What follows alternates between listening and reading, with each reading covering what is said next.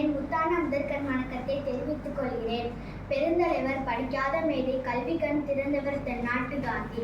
தமிழகத்தில் பொற்கால ஆட்சியை நடத்தி காட்டிய கர்ம வீரர் காமராஜரை பற்றி நான் இன்று பேசப் போகிறேன்.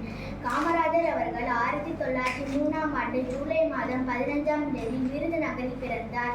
அவருடைய தந்தையின் பெயர் குமாரசாமி, தாயார் பெயர் சிவகாமி அம்மையார். காமராஜர் தன் இளம் வயதிலேயே தன் தந்தை இறந்துவிட்டார். அவரின் இயற்பெயர் காமாட்சி. தந்தை இருந்த பின் குடும்ப சூழ்நிலை காரணமாக தன் மாமாவின் துணிக்கடையில் வேலை செய்தார். செய்தித்தாள்களையும் படித்து தலைவர்களின் சொற்பொழிவுகளையும் கேட்டு அரசியல் அறிவையும் நாட்டுப்பற்றையும் வளர்த்து கொண்டார். விடுதலை வீரர் திரு சத்தியமூர்த்தி அவர்களின் வாரிசாக விளங்கியவர் காமராஜர். ஒத்துழையாமை இயக்கம், அந்நிய துணி எதிர்ப்பு, மறுப்பு சட்ட மறுப்பு இயக்கம் போராட்டங்களில் ஈடுபட்டு 9 ஆண்டுகளாக சிறை சென்றுள்ளார் என குறிப்பிடத்தக்கது. தமிழகத்தின் முதல்வராக 1954 பொறுப்பேற்றார்.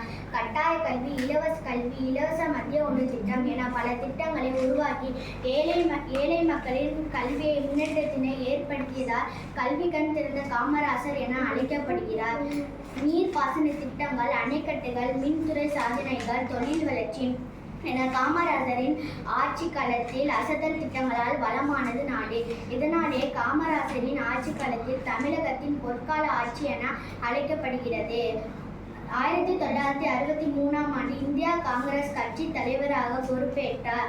லால் பகதூர் சாஸ்திரி, இந்திரா காந்தி ஆகியவர்களை பிரதமராய் அரியணை ஏற்றி தான் ஒரு கிங் மேக்கர் என நிரூபித்தார்.